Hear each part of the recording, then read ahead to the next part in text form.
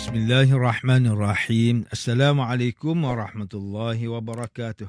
Innal hamdalillah nahmaduhu wa nasta'inuhu wa nastahdi bihi wa nastaghfiruh.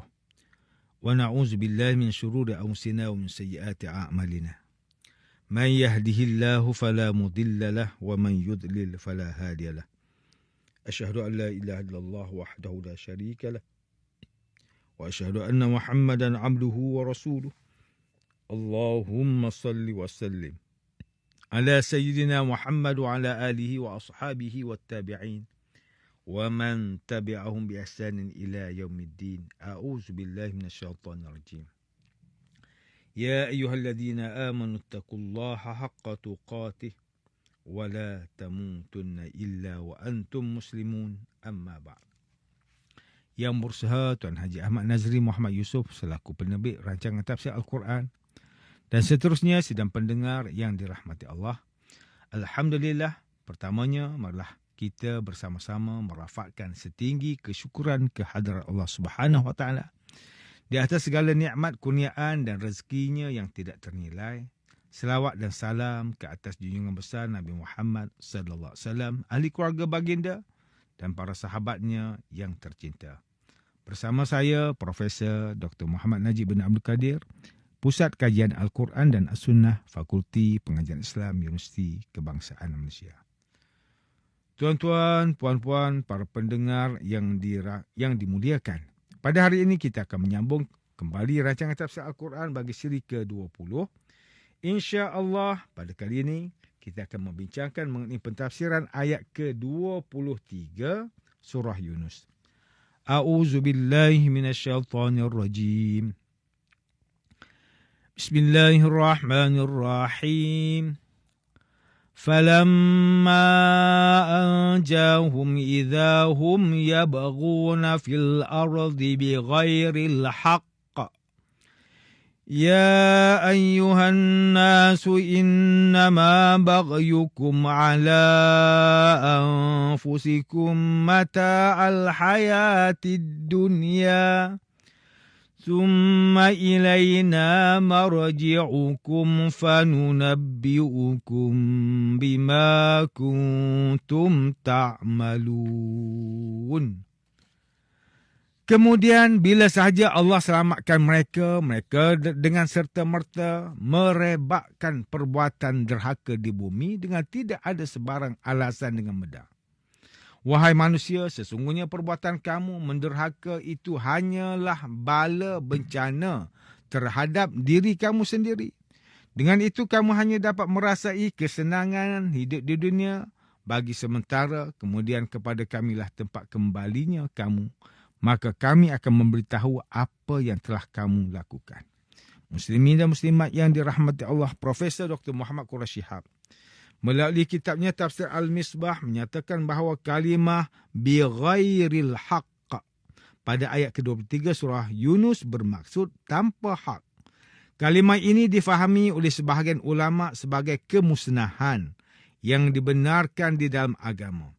Imam Asy-Sya'rawi bersetuju dengan pendapat ini dalam situasi yang dilakukan oleh Nabi Muhammad sallallahu alaihi wasallam terhadap Bani Quraizah, iaitu sekelompok orang Yahudi yang mengkhianati perjanjian.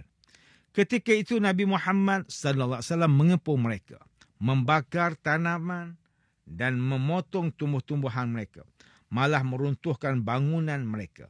Secara zahirnya situasi tersebut merupakan perbuatan yang melampaui batas, tetapi kemusnahan yang hak. Namun pendapat Imam Asy-Sya'rawi ditolak oleh ulama lain dengan alasan jika kemusnahan yang dilakukan bertujuan kepada tujuan yang benar atau hak, maka perbuatan tersebut tidak dikenali sebagai melampaui batas.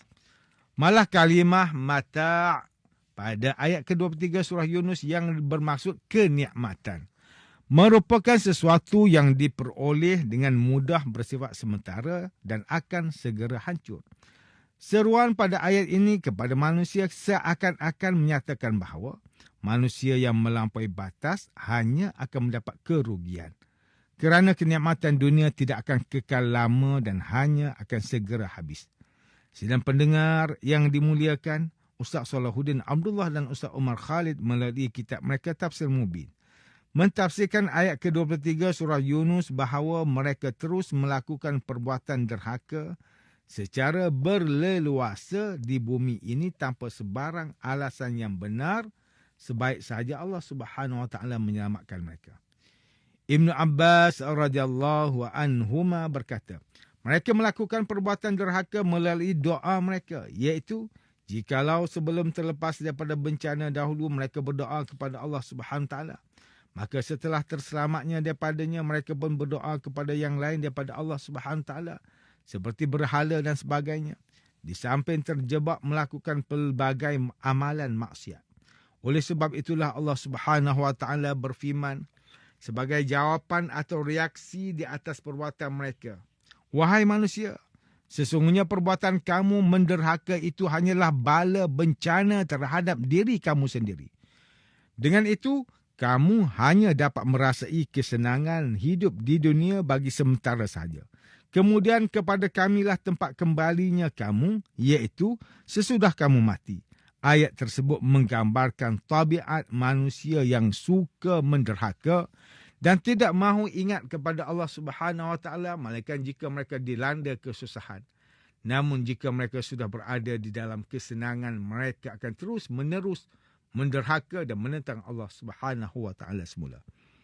Manakala Profesor Dr. Tengku Muhammad Hasbi As-Siddiqi menulis kitabnya Tafsir An-Nur, mentafsirkan ayat ke-23 surah Yunus, menjelaskan mengenai keadaan orang yang kembali melakukan kezaliman setelah diselamatkan oleh Allah Subhanahu Wa Taala dalam sesuatu bencana. Oleh itu seruan dibuat ke atas manusia sedar bahawa kenikmatan yang diperolehi di dunia akan lenyap dan tidak kekal selama-lamanya. Kezaliman yang dilakukan hanya akan mengakibatkan keburukan kepada mereka dan diseksa oleh Allah Subhanahu Wa Taala dengan balasan yang setimpal. Manakala Profesor Dr. Haji Abdul Malik bin Abdul Karim Amrullah atau lebih dikenali sebagai Hamka melalui kitabnya Tafsir Al-Azhar, ketika mentafsirkan ayat ke-23 surah Yunus ini menjelaskan bahawa orang yang khusyuk dan ikhlas ketika dilanda ujian, mereka hanya berserah kepada Allah Subhanahu Wa Taala semata-mata sehingga sanggup bernazar untuk berpuasa dan memberi makan kepada fakir miskin jika mereka berjaya mengharungi kesusahan tersebut. Jelaslah di sini bahawa jika manusia ditimpa sebarang kesusahan, fikiran mereka akan terus mengingati Allah Subhanahu Wa Taala dan berserah sebulatnya kepada Allah Subhanahu Wa Taala. Namun mereka serta-merta lupa akan bantuan Allah Subhanahu Wa Taala dan terus leka dengan kenikmatan yang sekejap mereka rasai. Mereka juga diberi amaran bahawa kenikmatan yang mereka rasai hanyalah kenikmatan di dunia yang bersifat sementara dan kecelakaan yang akan menimpa mereka buat selama-lamanya jika mereka terus lalai dengan nikmat yang mereka rasai dengan mengabaikan perintah Allah Subhanahu Wa Taala. Tuan-tuan dan puan-puan yang dirahmati Allah, demikianlah tafsir bagi ayat ke-23 surah Yunus menurut pentafsiran oleh para ulama. Ayat ke-23 surah Yunus ini menjelaskan mengenai sifat orang yang diselamatkan daripada kesusahan dan kemudian lupa untuk bersyukur dan berterima kasih setelah dihilangkan kesusahan mereka. Mereka terlalu asyik dan leka menikmati kenikmatan yang mereka rasai, walhal kenikmatan tersebut tidak bersifat kekal, malah hanya sementara di dunia. Mereka juga akan ditimpa dengan balasan yang setimpal dengan perbuatan mereka menderhakai Allah Subhanahu Wa Taala. Muslimin dan muslimat yang dimuliakan, ayat ke-23 surah Yunus ini memberikan peringatan kepada kita supaya bersyukur ketika menerima ujian dan tidak alpa apabila dipermudahkan untuk menempuh ujian tersebut. Seseorang manusia hendaklah sentiasa mengingati bahawa Allah yang membantu mereka ketika mereka ditimpa kesusahan dan memberikan mereka nikmat untuk merasai kesenangan di dunia. Firman Allah Subhanahu Wa Taala dalam surah Al-Hadid ayat yang ke-20, "Ya'lamu annamal hayatud dunya la'ibun wa lahwun wa zinatun wa tafakhurun bainakum وتفاخر بينكم وتكاثر في الأموال والأولاد كمثل غيث أعجب الكفار نباته ثم يهيج فتراه مصفرا ثم يكون حطاما وفي الآخرة عذاب شديد ومغفرة من الله ورضوان وما الحياة الدنيا إلا متاع الغرور. Ketahuilah bahawa yang dikatakan kehidupan dunia itu tidak lain hanyalah bawaan hidup yang berupa semata-mata permainan dan hiburan yang melalaikan, serta perhiasan yang mengurang. Juga bawaan hidup yang bertujuan bermegah-megah di antara kamu dengan kelebihan, kekuatan dan bangga dengan keturunan, serta berlumba-lumba memperbanyakkan harta benda dan anak pinak. Semuanya itu terhad waktunya. Samalah seperti hujan yang menumbuhkan tanaman yang menghijau subur, menjadikan penanamnya suka dan tertarik hati kepada kesuburannya. Kemudian tanaman itu bergerak segar ke suatu masa yang tertentu.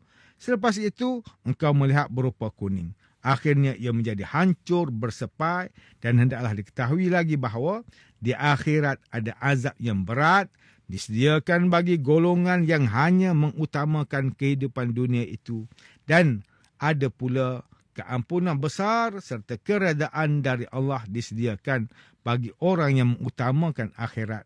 Dan ingatlah bahawa kehidupan dunia ini tidak lain hanyalah kesenangan bagi orang yang terpedaya. Allah Subhanahu wa taala juga berfirman dalam surah Ibrahim ayat yang ke-7, wa idh ta'azzana rabbukum la in syakartum la azidannakum wa la in kafartum inna azabi lasyadid. Dan ingatlah ketika Tuhan kamu memberitahu, demi sesungguhnya jika kamu bersyukur nescaya aku akan tambahi nikmatku kepada kamu, dan demi sesungguhnya jika kamu kufur ingkar sesungguhnya azabku amatlah keras. Rasulullah sallallahu alaihi wasallam bersabda, Mus'ab bin Sa'd an abihi Sa'd bin Abi Waqqas qala qultu ya Rasulullah ayyun nasi ashaddu bala'an qala al-anbiya'u summa al-amsalu fal-amsal yubtala al-'abdu ala hasabi dinihi fa in kana fi dinihi sulban ishtadda bala'uhu wa in kana fi dinihi riqqatun ubtuliya ala hasabi dinihi fama yabrahu al-bala'u bil-'abdi hatta yatrukahu yamshi 'alal ardi wa ma 'alaihi min khati'ah. Dari Mus'ab bin Sa'ad, dari ayahnya Sa'id bin Abu Waqqas, dia berkata, saya bertanya, wahai Rasulullah sallallahu alaihi wasallam, siapakah orang yang paling hebat ujiannya? Baginda menjawab, para nabi, kemudian kalangan selanjutnya yang lebih utama dan selanjutnya. Seorang hamba akan diuji sesuai kadar agamanya, iaitu keimanannya. Jika keimanannya kuat, maka ujian pun semakin berat. Jika keimanannya lemah, maka ia akan diuji sesuai dengan kadar imannya.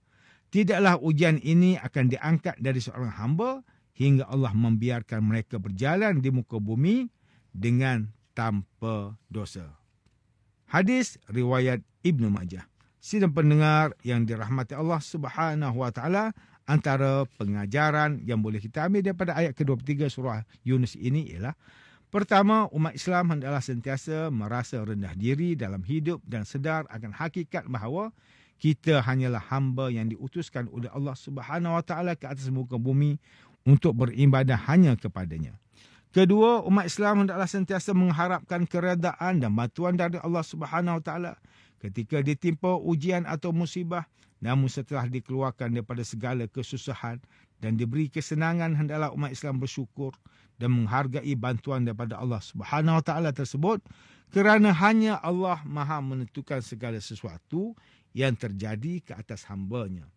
Ketiga, umat Islam hendaklah tidak alpa atau leka apabila diberi kesenangan di dunia, kerana kesenangan tersebut juga merupakan ujian yang berat daripada Allah SWT umat Islam hendaklah menikmati kesenangan tersebut dengan berpada-pada dan sentiasa sedar bahawa kesenangan tersebut boleh ditarik bila-bila masa sahaja oleh Allah Subhanahu Wa Taala.